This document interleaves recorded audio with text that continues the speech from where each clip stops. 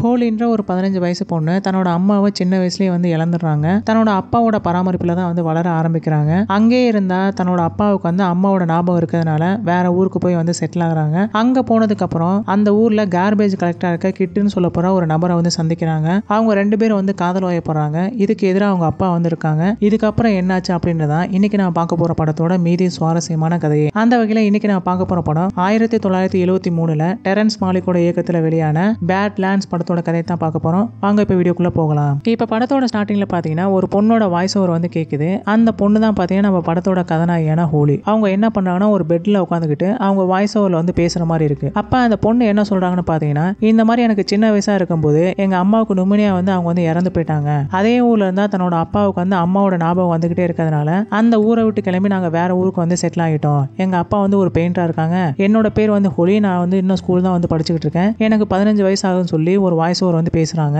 அதே சமயம் அப்படியே இந்த பக்கம் பாத்தீங்கன்னா நம்ம கதாநாயகனான கிட்ட வந்து காட்டுறாங்க. கிட்டுக்கு பாத்தீங்கன்னா 25 வயசு ஆயிருச்சு. அவர் வந்து ஒரு கார்பேஜ் கலெக்டரா வந்து வேலை பார்த்துட்டு இருந்திருப்பாங்க. அன்னைக்கு காலையில அவர் என்ன பண்ணியிருப்பாங்கன்னா அவரோட அந்த வண்டியை எடுத்துக்கிட்டு தெருவோட இருக்க எல்லா வீட்லயும் இருக்க அந்த குப்பை தொட்டியில இருக்க குப்பைகளை எடுத்து அவங்களோட வண்டியில போட்டுட்டு வந்துட்டு இருந்திருப்பாங்க. அப்ப நம்ம ஹோலி என்ன பண்ணியிருப்பாங்கன்னா அவங்க வீட்டுக்கு வெளியில வந்து ஒரு குச்சியை வச்சு விளாண்டுட்டு இருந்திருப்பாங்க. அப்போதைக்கு இவன் என்ன பண்றான், அந்த பொண்ணை வந்து பார்த்தாரான். யாருமே இல்லாத ஒரு இடத்துல ஒரு பொண்ணு ரொம்ப அழகா இருக்கிறத இவன் பார்த்தோன்னே அந்த பொண்ணை வந்து இவனுக்கு பிடிச்சி போயிருது. இவன் என்ன பண்றான் அப்படின்னா அந்த பொண்ணை இம்ப்ரெஸ் பண்றதுக்காண்டி அன்னைக்கு ஈவினிங் அந்த பொண்ணை பாக்குறதுக்காண்டி அந்த வேலையை முடிச்சதுக்கு அப்புறம் ரிட்டர்ன் அந்த வீட்டுக்கு வந்து வர்றான். அப்ப அந்த பொண்ணு அங்க இருக்கிறத வந்து பாக்குறான். ஏய், என்னோட பேர் வந்து கிட், உன்னோட பேர் என்ன சொல்லி வந்து கேட்கறான். அப்ப என்னோட பேர் வந்து ஹோலின்னு சொல்லி 2 பேரும் வந்து அறிமுகமாய்க்கிறாங்க. அப்ப அவன் வந்து சொல்றான், இந்த மாதிரி நான் இந்த பக்கம் போகும்போது பார்த்தேன், நீ பார்க்க ரொம்ப அழகா இருக்க, நான் அங்கிட்ட வந்து கடைக்கு போலான்னு இருக்கேன், என் கூட வரியான்னு சொல்லி வந்து கூப்பிடுறான். அப்ப அந்த பொண்ணு வந்து சொல்றாங்க, இங்க பாருங்க எங்க அப்பா வந்து அங்கதான் இருக்காரு, பெயிண்ட் பண்ணிட்டு இருக்காரு, அவருக்கு தெரிஞ்ச என்ன வந்து கண்டிப்பா அடிச்சிருவாரு, நான் வரமாட்டேன்னு வந்து அந்த பொண்ணு வந்து சொல்றாங்க. ஏய், அதெல்லாம் பயப்படாத, உங்க அப்பா தானே,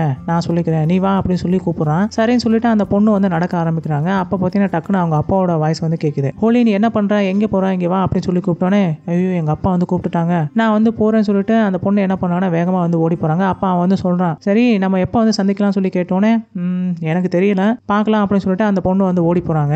இவனுக்கு பாத்தீங்கன்னா அந்த பொண்ணோட ஞாபகமாவே இருக்கு. அவன் என்ன பண்றான்னா மறுபடியும் அடுத்த நாள் அந்த பொண்ணு பாக்குறதுக்காண்டி வந்து போறான். அப்ப அந்த பொண்ணு வந்து கேக்குறாங்க, அம்மா நீ என்ன பண்ற சொல்லி கேட்டோன்னே, நான் வந்து கார்பேஜ் கலெக்டரா இருக்கேன், நீ என்ன பண்ண சொல்லி வந்து இவன் கேட்கறான். நான் வந்து இன்னும் ஸ்கூல் தான் படிச்சுட்டு இருக்கேன்னு அந்த பொண்ணு வந்து சொல்றாங்க. சரி நான் வந்து இங்கிட்ட வெளியில போலான்னு இருக்கேன், என் கூட நீ வரியான்னு சொல்லி கேட்டோன்னே, இந்த மாதிரி கார்பேஜ் கலெக்டர் கூட நான் வந்து சுத்திட்டு இருக்கேன்ற விஷயம் வந்து எங்க அப்பாவுக்கு தெரிஞ்சு அப்படின்னா என்னை வந்து கொன்னே போட்டுவாரு, நான்லாம் வரமாட்டேன்னு சொல்லி அந்த பொண்ணு வந்து சொல்றாங்க. ஏய் பரவாயில்ல வா, நம்ம 2 பேரும் வந்து ஃப்ரெண்ட்ஸா பழகலாம் அப்படின்னு சொல்லி கூப்பிட்டோன்னே, இந்த பொண்ணுக்கும் பாத்தீங்கன்னா வேற ஃப்ரெண்ட்ஸும் வந்து யாரும் கிடையாது. ஸ்கூல்லேயே வந்து அந்த அளவுக்கு ஃப்ரெண்ட்ஸும் வந்து கிடையாது. அதை வந்து இந்த படத்துல வந்து காமிச்சிருக்க மாட்டாங்க. ஸோ இந்த பொண்ணு என்ன பண்ணாங்கன்னா சுத்தியும் வந்து எந்த ஃப்ரெண்ட்ஸும் இல்லை, எப்பவுமே தனிமையா இருக்க இந்த பொண்ணுக்கு வந்து இந்த மாதிரி ஒரு பையன் வந்து தங்கிட்ட வந்து இப்படி பேசலான்ற ஒரு விஷயம் வந்து இந்த பொண்ணுக்கு பிடிச்சி போயிருந்திருக்கும். அதனால அந்த பொண்ணு என்ன பண்றாங்கன்னா வாய்ஸ் ஓவர்லயே வந்து சொல்லுவாங்க, இந்த மாதிரி எங்க அப்பாவுக்கு தெரியாம நாங்க 2 பேரும் வந்து அடிக்கடி வந்து சந்திக்க ஆரம்பிச்சோம், ஒரு கடத்துல நானும் வந்து அவன் மேல காதல வந்து விழ ஆரம்பிச்சேன்னு சொல்லிட்டு அந்த பொண்ணு வந்து வாய்ஸ் ஓவர்ல வந்து பேசுற மாதிரி இருக்கு. அப்ப அவங்க 2 பேரும் என்ன பண்றாங்கன்னா நிறைய இடத்துக்கு வந்து போறாங்க. இந்த பொண்ணு பாத்தீங்கன்னா பியானோ கிளாஸ் வந்து போயிட்டு இருந்திருப்பாங்க.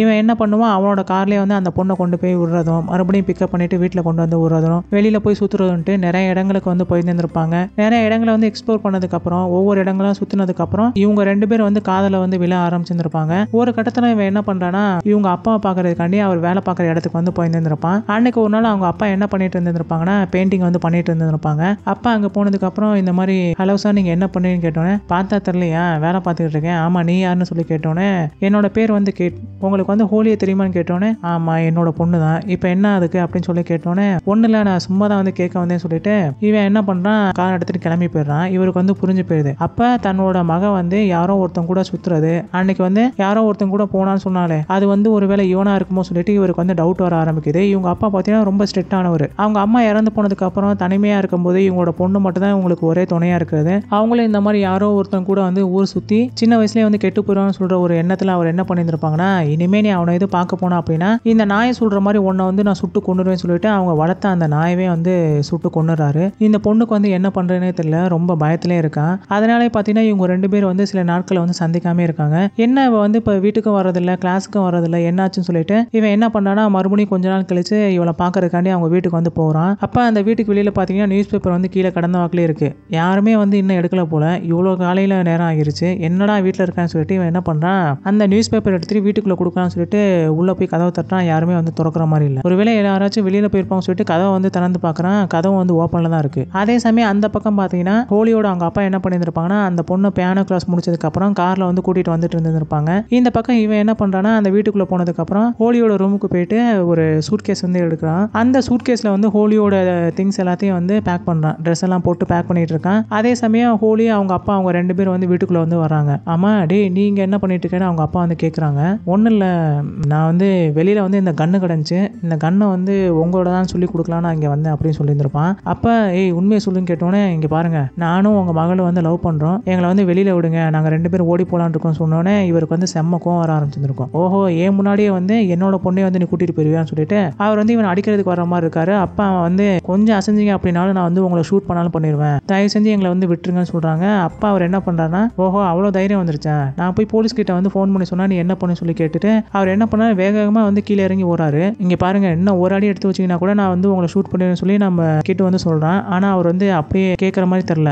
டக்குனு வந்து நகர பார்க்குறாரு. இவன் என்ன பண்றான் பதட்டத்தில் வந்து சுட்டுறான். அவங்க அப்பா வந்து அப்படியே கீழே விழுந்து இறந்து போயிடுறாரு. இதை பார்த்தோன்னே ஹோலி வந்து ரொம்ப பதட்டமாகறான். ஆனா அந்த பொண்ணுக்கு வந்து வெறும் 15 வயசு தான் ஆகுது. எப்படி ரியாக்ட் பண்றது கூட வந்து தெரியல. கொஞ்ச நேரம் கழிச்சு அப்படியே தனக்கு வந்து அப்பா இல்லைன்றதை உணர்ந்துட்டு அந்த பொண்ணு வந்து அழ ஆரம்பிக்கிறாங்க. அப்படியே கொஞ்ச நேரத்துல நம்ம கிட்ட என்ன பண்ணானா அந்த டெட் பாடியை தூக்கி கொண்டு போய் வீட்டோட சைடில் வச்சுட்டு இவங்க 2 பேரும் வந்து பேச ஆரம்பிக்கிறாங்க. இந்த மாதிரி இந்த சவுண்ட் வந்து வெளியில இருக்கவங்க யாருக்காச்சும் கூட கேட்டுருந்துருக்கலாம், நம்ம என்ன பண்றது அப்படின்னு சொல்லி பேசிட்டு இருக்கும்போது இவங்க 2 பேரும் என்ன பண்ணாங்கன்னா அவங்களுக்கு தேவையான திங்ஸை மட்டும் எடுத்து வச்சுக்கிட்டு அந்த வீடை முழுக்க வந்து கெரோசினா ஊற்றி விட்டு அப்படியே பற்ற வச்சு விட்டுட்டு ஒரு ஆக்சிடென்ட் ஆன மாதிரி வந்து செட் பண்ணிட்டு அங்க இருந்து கிளம்பி வேகமாக வந்து போக ஆரம்பிக்கிறாங்க. அவங்களுக்கு பார்த்தீங்கன்னா எங்கே போறதுனே வந்து தெரியல. அப்ப அந்த ஊருக்கு பார்டருக்கு வந்து போறாங்க. அங்க வந்து ஒரு மிகப்பெரிய காடா இருக்கு. அந்த காட்டுக்குள்ள போனதுக்கு அப்புறம் ஒரு மரத்துல வந்து ஒரு வீட்டை கட்டி அவங்க 2 பேரும் வந்து வாழ ஆரம்பிக்கிறாங்க. அப்படியே வந்து அந்த பொண்ணோட வாய்ஸ் ஓவர் வந்து வருது. இந்த மாதிரி எங்க 2 பேருக்கு வந்து எங்கே போறதுனே வந்து தெரியல, நாங்க வந்து இந்த மவுண்டானா இருக்க இந்த பேர் லேண்டுக்குள்ள வந்து நாங்க வர ஆரம்பிச்சோம். இந்த மர வீடு வந்து எங்களுக்கு ரொம்ப பிடிச்சி போயிருச்சு, எங்களுக்கு சாப்பிடவும் எதுவும் வந்து கிடைக்கல. ஆனா இந்த ஏரியில கிடைக்கிற நிறைய மீன்களையும் அங்கிட்டு திரியிற நிறைய கோழிகளையும் திருடி பிடிச்சி அதை வந்து நாங்க சாப்பிட ஆரம்பிச்சோம். இது வந்து ஒரு புதுவிதமான ஒரு வாழ்க்கையாகவும் எனக்கு பிடிச்ச மாதிரி இருந்துச்சு. ஆனா இது ரொம்ப நாளைக்கு எனக்கு வந்து இது பிடிக்குமான்னு வந்து எனக்கு தெரியலன்னு சொல்லி அந்த பொண்ணு வந்து தன்னோட வாய்ஸ் ஓவர்ல வந்து பேச ஆரம்பிக்கிறாங்க. அதே சமயம் நம்ம கிட்ட என்ன பண்ணியிருந்திருப்பானா அந்த வீடெல்லாம் செட் பண்ணதுக்கு அப்புறம் அந்த வீட்டை சுத்தி நிறைய ட்ராப்லாம் வந்து செட் பண்ணி வச்சிருந்திருப்பான். ஒருவேளை யாருக்காச்சும் இந்த இடம் தெரிஞ்சு நம்ம தான் வந்து அந்த கொலை பண்ணுன்ற விஷயம் தெரிஞ்சு யாராச்சும் ஒரு போலீஸ்காரங்க நம்மளை தேடி வந்தாங்க அப்படின்னா கூட அங்கிருந்து எப்படி தப்பிச்சு போலான்ற அளவுக்கு வந்து அவன் செட் பண்ணி வச்சிருந்திருப்பான். அவன் தான் என்ன பண்ணியிருந்திருப்பானா அங்கிட்டு திரியிற நிறைய கோழியெல்லாம் வந்து பிடிச்சிட்டு வந்திருப்பான். அங்க இருக்க அந்த ஏரியில நிறைய மீன்லாம் வந்து பிடிச்சி வந்து இவங்க 2 பேரும் வந்து சாப்பிட ஆரம்பிச்சிருந்திருப்பாங்க. இப்படி அவங்களோட வாழ்க்கை வந்து போயிட்டு இருந்திருக்கும். ஒரு நாள் அவன் என்ன பண்றானா வழக்கம் போல வந்து மீன் பிடிக்கிறதுக்காண்டி அன்னைக்கு காலையில அந்த ஏரியில போய் வந்து மீன் பிடிக்கிறதுக்காண்டி வந்து ட்ரை பண்ணிட்டு இருந்திருப்பான். அப்போதைக்கு பார்த்தீங்கன்னா ஒரு மீன் கூட வந்து பிடிச்சிருந்திருக்க மாட்டான். கோவத்தில் அவன் என்ன பண்றானா துப்பாக்கி எடுத்து அதை சுட்டாச்சும் அந்த மீனை பிடிக்கலாம்னு சொல்லிட்டு அவன் என்ன பண்றான் மீனை வந்து ஷூட் பண்றான். அப்போ வந்து அவனுக்கு கிடைக்கல. அதே சமயம் அந்த ஏரிக்கு அடுத்த பக்கம் பார்த்தீங்கன்னா ஒரு வயசானவர் வந்து இந்த மாதிரி ஒரு பர்சனை வந்து இந்த மீனை பிடிக்கிறதுக்காண்டி இந்த மாதிரி துப்பாக்கியெல்லாம் வச்சு சுடுறான்றதை வந்து புரிஞ்சுக்கிட்டு ஒரு போலீஸ்காரங்க கிட்ட இருந்து பக்கத்தில் இருக்கவங்க வந்து சொல்லிடுறாங்க. இவன் என்ன பண்ணானா இந்த மாதிரி ஒருத்தர் பார்த்ததை வந்து பார்த்துறான். போச்சு நம்ம இருக்க இடம் வந்து எப்படி தெரிஞ்சு போச்சுன்னு சொல்லிட்டு அவன் என்ன பண்றான் மறுபடியும் வந்து அந்த ட்ரீ ஹவுஸ் மேல வந்து ஏறி உட்காரான். அங்க இருந்து பைனாகுலர் மூலமா வந்து பாக்குறான் யாராச்சும் நம்மள சுத்தி முத்தி கவனிக்கிறாங்களா, இந்த இடத்துக்குள்ள யாராச்சும் வராங்க சொல்லி பார்த்துட்டு இருக்கும்போது 3 பேர் வந்து கார்ல வந்து இறங்குறத வந்து இவன் பாக்குறான். இவங்க வர்றதை பார்த்தோன்னே இவன் என்ன பண்றான் டக்குன்னு விசில் அடிச்சு நம்ம ஹோலி கிட்ட வந்து அலர்ட் பண்றான். சீக்கிரம் ஓடி வா, எங்கிட்டாச்சும் போய் ஒளிஞ்சுக்க, நம்மளை தேடி வராங்கன்னு சொன்னோன்னே இவனு என்ன பண்றான் அந்த ட்ராப்பை வந்து குழி வெட்டி வச்சிருந்திருப்பான், அதுக்குள்ள போய் விழுந்து மறைஞ்சுக்கிறான். அதே சமயம் அந்த 3 பேர் என்ன பண்ணியிருப்பாங்கன்னா போலீஸ்காரங்களும் இவங்களை தேடிக்கிட்டு வெளியில வாங்க இல்லைன்னா அவங்களை வந்து சுற்றுவோம் சொல்லி மிரட்டிட்டே வந்து முன்னாடி போயிட்டு இருந்திருப்பாங்க. அவங்க முன்னாடி போனதுக்கு அப்புறம் இவன் பின்னாடி இருக்கான். அவன் என்ன பண்றான் அவன் கிட்ட எப்பவுமே துப்பாக்கி இருந்திருக்கும். அந்த துப்பாக்கி எடுத்து அந்த 3 போலீஸ்காரங்களையும் சுட்டு கொண்டுட்டு அவனோட காரை எடுத்துக்கிட்டு வேகமா வந்து ஹோலி கூட சேர்ந்து போக ஆரம்பிக்கிறான். அவனுக்கு வந்து எங்கே போறதுனே வந்து தெரியல. அப்ப நம்ம கிட்டுக்கு வந்து ஒரு ஞாபகம் வந்திருக்கும். இவன் வந்து கார்பேஜ் கலெக்டரா வேலை பார்த்துட்டு இருக்கும் போது இவன் கூட வந்து ஒருத்தவங்க வந்து வேலை பார்த்துட்டு இருந்திருப்பாங்க. அவங்களோட பேர் வந்து கேட்டோ. சரி கொஞ்ச நாள் வந்து அந்த கேட்டோவோட வீட்டில் போய் தாங்கலாம் சொல்லிட்டு இவங்க 2 பேரும் என்ன பண்ணாங்கன்னா அந்த கேட்டோவை பார்க்கறதுக்காண்டி வந்து போயிருந்திருப்பாங்க. ஏன்னா கேட்டோட வீடு பார்த்தீங்கன்னா இந்த ஊருக்கு அவுட்டர்ல வந்து இருக்கும், ரொம்ப ஒரு பாலைவன பகுதி மாதிரி இருந்திருக்கும். அதுக்கு இடையில வந்து ஒரு சின்ன வீட்டுக்குள்ள தான் அந்த கேட்டோ வந்து இருந்திருப்பான். அதே சமயம் இந்த பொண்ணு வந்து வாய்ஸ் ஓவர்ல வந்து சொல்லுவாங்க இந்த மாதிரி நாங்க 2 பேரும் வந்து பல இடங்களுக்கு வந்து டிராவல் பண்ண ஆரம்பிச்சோம். ஒவ்வொரு ஸ்டேட் பார்டரா வந்து நாங்க தாண்டி போயிட்டு கடைசியா கனடா பக்கத்துல வந்து நாங்க வந்துட்டோம். இப்போ நாங்க வந்து எங்கே போறதுன்னு வந்து தெரியல. கிட்டு தான் வந்து அவனோட ஃப்ரெண்டு வீட்டுக்கு வந்து கொஞ்ச நாள் போய் இருக்கலாம் சொல்லி என்னையும் வந்து அங்க கூட்டிட்டு போனான். நானும் அவன் கூட வந்து சேர்ந்து டிராவல் பண்ண ஆரம்பிச்சேன். கொஞ்ச நேரத்திலேயே வந்து எனக்கும் டயர்டாக ஆரம்பிச்சிருச்சு. இனிமே இவனை விட்டு நான் போலாமா என்னன்னு சொல்லி நான் யோசிச்சுட்டு இருக்கேன். அதே சமயம் நிறைய கொலைகள் வந்து நாங்க போற இடங்கள் எல்லாத்துலயும் வந்து நடக்கிறதுனால ஒரு தனிப்படை அமைச்சு போலீஸ் வந்து எங்க 2 பேரையும் வந்து தேட ஆரம்பிச்சாங்க. அதனால நாங்க வெளியில தெரியறது வந்து இனிமே ரொம்ப கஷ்டம் தான், எங்களை வந்து எப்படியும் போலீஸ் பிடிச்சிருவாங்க சொல்லிட்டு அந்த பொண்ணு வந்து வாய்ஸ் ஓவர்ல வந்து சொல்லி முடிக்கிறாங்க. அதே சமயம் இவங்க 2 பேரும் என்ன பண்ணாங்கன்னா அந்த கேட்டோ கேட்டோட வீட்டுக்கு வந்து போய் சேராங்க. அந்த கேட்டும் வந்து இவங்களை பார்க்குறான். இவனுக்கு வந்து கொஞ்சம் பதட்டமா தான் இருக்கு. என்னடா ஒரு பொண்ணெல்லாம் வந்து கூப்பிட்டு வந்திருக்கேன்னு சொன்னோடனே, ஆமா இவங்க தான் என்னோட ஃபியான்ஸே, நான் வந்து லவ் பண்ணிட்டு இருக்கேன் அப்படின்னு சொல்லி கூப்பிட்டுட்டு இவங்க என்ன பண்றான், அவங்களுக்கு வந்து தேவையான சாப்பாடெல்லாம் வந்து கொடுக்குறான். 3 பேர் வந்து நல்லா பேசிக்கிட்டே வந்து சாப்பிடலாம் ஆரம்பிக்கிறாங்க. அப்பா சாப்பிட்டுட்டு இருக்கும்போது அந்த கேட்ட வந்து சொல்றான், இந்த மாதிரி எனக்கு நெய்பர்ல இருக்க நிறைய வீட்டு பசங்க வந்து முன்னாடி இருக்க அந்த காலி நிலத்துல போய் வந்து அன்னைக்கு விளையாண்டுக்கிட்டு இருந்தாங்க. அப்படி விளையாடும் போது நிறைய காயின்ஸ்லாம் வந்து அவங்க எடுத்தாங்க அப்படின்னோடனே, என்ன கோல்டா அப்படின்னு கேட்டோன்னே, ஆமா நிறைய கோல்ட் காயினும் ஸ்பானிஷ் காயின்லாம் எடுத்தாங்க, இப்போ அவங்க வந்து பணக்கார ஆக போறாங்க அப்படின்னு சொல்லிட்டு இருந்திருப்பான். இதை கேட்டோன்னே இவங்க 2 பேருக்கு வந்து ஆச்சரியமா இருந்திருக்கும். அதை வந்து நாங்க பார்க்கலாமா சொல்லி கேட்டோன்னே, ஓகே நீங்க சாப்பிட்டு முடிங்க, நான் வந்து காட்டுறேன்னு சொல்லியிருந்திருப்பான். உடனே அந்த கேட்டோ என்ன பண்ணியிருந்திருப்பானா, அவங்க 2 பேரும் சாப்பிட்டு முடிச்சதுக்கு அப்புறம் 2 பேரையும் கூட்டிட்டு அந்த நிலத்தை போய் காமிச்சிருந்திருப்பாங்க. இந்த காலி நிலம் தான் அதுன்னு சொன்னோன்னே, அதை பார்த்தோன்னே நம்ம ஹோலிக்கு வந்து பிடிச்சி போயிருந்திருக்கும். அந்த நிலம் வேற உழுது கிடக்க, அந்த கல்லை எடுத்து அப்படியே தூக்கி போட்டு விளாண்டுட்டு இருந்திருப்பாங்க. இவங்க 2 பேரும் கல்லை விட்டு விளாண்டுட்டு இருக்கிறத பார்த்தோன்னே இந்த கேட்டோ என்ன பண்றான், டக்குன்னு வந்து வேகமா வந்து ஓட ஆரம்பிச்சிருப்பான். இதை பார்த்தோன்னே நம்ம கிட்டுக்கு வந்து ஒரு சந்தேகம் வர ஆரம்பிச்சிருக்கும். ஒருவேளை இவனும் வந்து அந்த போலீஸ்காரனோட ஆளா இருப்பானு சொல்லிட்டு நம்மளை பத்தி எதுவும் சொல்லி விட்டுவான்னு நினைச்சிட்டு இவன் என்ன பண்றான், ஏய் ஓடாத நில்லு, இல்லைன்னா வந்து உன்னை ஷூட் பண்ணிடுவோம்டா அப்படின்னு சொல்றான். ஆனா அவன் கேட்காம அந்த கேட்டை வந்து வேகமா ஓடிட்டே இருந்திருக்கான். டக்குன்னு இவன் என்ன பண்றான், துப்பாக்கில வந்து ஷூட் பண்ணிடுறான். அந்த கேட்டோ அப்படியே வந்து நடக்க முடியாம நடந்து போய் வீட்டுக்குள்ள போய் உட்காரான். இவனு வீட்டுக்குள்ள வந்து போறான். அங்க போயிட்டு சுத்தியும் முத்தியும் பாக்குறான். எந்த விதமான போன்லாம் வந்து இல்ல. அவசரப்பட்டு சுட்டுட்டேன்னு சொல்லி அவன் வந்து நினைக்க ஆரம்பிக்கிறான். அப்படியே கொஞ்சம் நேரத்துல பாத்தீங்கன்னா அந்த கேட்டை வந்து இறந்து போயிடுறாங்க. அந்த கேட்டோட டெட் பாடியை தூக்கிக்கிட்டே நம்ம கிட்ட என்ன பண்ணானா, இந்த வீட்டுக்கு பக்கத்துலயே இன்னொரு வீடு ஒன்று இருந்திருக்கும். அந்த வீட்டுக்குள்ள போட்டு மூடி வச்சுட்டு வந்துறான். இப்போ இந்த வீட்டுல இருக்கிறது யாருன்னு பாத்தீங்கன்னா நம்ம கிட்டும் ஹோலி மட்டும் தான் வந்து தனியா இருக்காங்க. அதே சமயம் இந்த வீட்டை பாக்குறதுக்காண்டி ஒரு கப்பல் ஒருத்தவங்க வந்து கார்ல வந்திருப்பாங்க. இவங்க வரதை பார்த்தீங்கன்னா நம்ம கிட்ட என்ன பண்ணிருப்பானா, வெளியில போய் பார்த்துருப்பான். ஆமா நீங்க யாருன்னு சொல்லி கேட்டோன்னே, நாங்க வந்து இந்த வீடை தான் வந்து பார்க்க வந்தோம், இந்த வீடு யாரோடன்னு சொல்லி கேட்டோன்னே, இதுவா என் ஃப்ரெண்டான கேட்டோடது, அவன் வந்து இப்போ இங்க இல்ல, அவன் வந்து வெளியில போயிட்டான்னு சொல்றாங்க. சரி நாங்க வந்து உள்ள வந்து பார்க்கலாமா சொல்லி அந்த பர்சன் வந்து கேட்கறான். அப்போதைக்கு நம்ம கிட்ட வந்து சொல்றான், உள்ளாரையா உனக்கு எல்லாம் வேலை, தயவு செஞ்சு இங்க இருந்து 2 பேரும் வந்து போயிருங்க, இல்லைன்னா உங்க 2 பேரும் வந்து நான் கொண்டுருன்னு சொல்லி மிரட்டுறான். அப்படியே அவன் என்ன பண்ணானா, கிட்ட வந்து இங்க வாங்க, உனக்கு வந்து வீடை தானே பார்க்கணும், நான் கூட்டிட்டு போறேன்னு சொல்லிட்டு இந்த கிட்ட என்ன பண்றானா, அந்த பர்சனை பிடிச்சி இழுத்துக்கிட்டே வந்து போறான். ஏன்னா துப்பாக்கி ஏற வச்சிருக்கான். அந்த பர்சனுக்கு என்ன பண்றேன்னு தெரியல. சுற்றுவான்னு நினைச்சிட்டு இவன் சொல்றத வந்து அவனும் வந்து கேட்டுக்கிறான். அப்படியே 2 பேரும் வந்து நடந்து போறாங்க. ஹோலி என்ன பண்ணானா, அந்த பொண்ணை கூட்டிக்கிட்டு அவங்க 2 பேரும் பேசிக்கிட்டே வந்து போறாங்க. அப்ப கொஞ்சம் தூரம் போனதுக்கு அப்புறம் அங்க பாத்தீங்கன்னா ஒரு அண்டர் கிரவுண்ட் இடம் மாதிரி ஒன்று இருந்திருக்கும். போட்டு இருந்திருப்பாங்க. அதுக்குள்ள வந்து நீ போவேன், உனக்கு வந்து இடம் தானே வேணும், நீ உள்ள போ அப்படின்னு சொல்றாங்க. அவனை வந்து உள்ள போயிறான் பயந்துக்கிட்டேன். அந்த பொண்ணை வந்து உள்ள அனுப்பிச்சிடான். 2 பேரும் உள்ள போனதுக்கு அப்புறம் நான் வந்து உங்களை பூட்டுறேன்னு சொல்லிட்டு ஒரு பூட்டை வச்சு பூட்டிட்டு அந்த கதவோட ஓரத்துல பாத்தீங்கன்னா ஓட்டம் இருந்திருக்கும். அந்த ஹோல் வழியா வந்து துப்பாக்கில வந்து ஷூட் பண்ணியிருப்பான். இப்போ அவன் என்ன பண்றான், அந்த கப்பல்ஸ் 2 பேர் இறந்து போனதுக்கு அப்புறம் இவனுக்கு வந்து எங்கே போறதுனே வந்து தெரியல. சும்மா அங்க இங்கேயும் வந்து நடந்துகிட்டே இருக்கான், தனக்குள்ள வந்து பேசிக்கிட்டே இருக்கான். ஏன்னா இவங்களோட அந்த கார்லயும் பாத்தீங்கன்னா பெட்ரோல் வந்து தீர்ந்துகிட்டே வருது. இப்படி ஒவ்வொரு இடமா இவங்க 2 பேரும் வந்து மூவ் ஆகிட்டே போறதுனால இவங்களுக்கு தேவையான பொருட்களை வாங்குறதுக்கான காசு கூட வந்து இவங்களுக்கு இல்லாம போயிருந்திருக்கும். இவங்க 2 பேரும் என்ன பண்ணாங்கன்னா, ஏதாச்சும் ஒரு பணக்கார வீடா பார்த்து அங்க உள்ள போயிட்டு நிறைய காசெல்லாம் வந்து ஆட்டை போட்டு வந்து சொல்லிட்டு நினைச்சிட்டு இருந்திருப்பாங்க. அதனால அவங்க என்ன பண்ணாங்கன்னா, கொஞ்சம் டவுனுக்குள்ள போயிட்டு ஒரு பணக்கார வீடா பார்த்து வந்து நிறுத்துறாங்க. அந்த வீட்டுக்கு வெளியில வந்து இவங்க சூட் கேஸ்லாம் வச்சு நிறுத்திட்டு அப்ப அந்த வீட்டு வேலைக்கார பொண்ணு ஒருத்தவங்க வந்து கதவு திறக்கிறாங்க. இந்த மாதிரி நாங்க 2 பேரும் வந்து இந்த வீட்டுக்குள்ள வந்து ஏதோ பைப் வந்து ரிப்பேர்னு சொன்னாங்க, நாங்க வந்து ரிப்பேர் பண்ண வந்தோம், எங்க 2 பேரும் வந்து உள்ள விடுங்கன்னு சொன்னோன்னே அந்த பொண்ணு வந்து கதவு திறந்துறாங்க. 2 பேரும் உள்ள போறாங்க. அப்பதான் இவங்க 2 பேருக்கு வந்து தெரியுது அந்த பொண்ணுக்கு வந்து காது கேட்காது அப்படின்னு. அந்த வீட்டுக்குள்ள பாத்தீங்கன்னா ஒரே ஒரு பணக்காரர் மட்டும் தான் இருந்திருப்பாங்க. அவங்க கிட்ட வந்து அவங்களும் இவங்க 2 பேரை பார்த்தோன்னே கொஞ்சம் பயத்துல தான் இருக்காரு. ஏன்னா அவன் கையில வந்து ஒரு துப்பாக்கி வச்சிருந்திருப்பான். அப்ப அவன் வந்து சொல்றான், சாரி நாங்க 2 பேரும் வந்து ஓடி வந்துட்டோம், கொஞ்ச நேரம் வந்து உங்க வீட்டுல வந்து தங்கிக்கலாமான்னு சொல்லி ரொம்ப பொலைட்டா வந்து கேட்கறான். அவர் வந்து பயத்துல நீங்க எவ்வளவு நேரம் வேண்டாலும் இங்கேயே தங்கிக்கங்கன்னு சொல்லிடுறாங்க. இருந்தாலும் வந்து இவனுக்கு கொஞ்சம் பயமா தான் இருக்கு. எப்படியும் இவர் வந்து போலீஸ் கிட்ட வந்து நம்மளை பத்தி போட்டுருவான்னு சொல்லிட்டு கொஞ்சம் பயத்துல தான் இருந்திருப்பான். அதனால என்ன பண்ணனா, அந்த வீட்டுக்குள்ள எவ்வளவு நேரம் இருக்க முடியுமோ அவ்வளவு நேரம் இருந்துட்டு தேவையானதெல்லாம் வந்து சாப்பிட்டுட்டு நிறைய திங்ஸ்லாம் வந்து எடுத்து வச்சுட்டு அந்த பணக்காரரையும் அந்த வேலைக்கார வீட்டு பொண்ணையும் வந்து என்ன பண்ணானா அந்த வீட்டுக்குள்ள இருக்க இன்னொரு ரூம்குள்ள வந்து போட்டு பூட்டிட்டு இவங்க 2 பேரும் என்ன பண்ணாங்கன்னா கிளம்பி போயிடுறாங்க.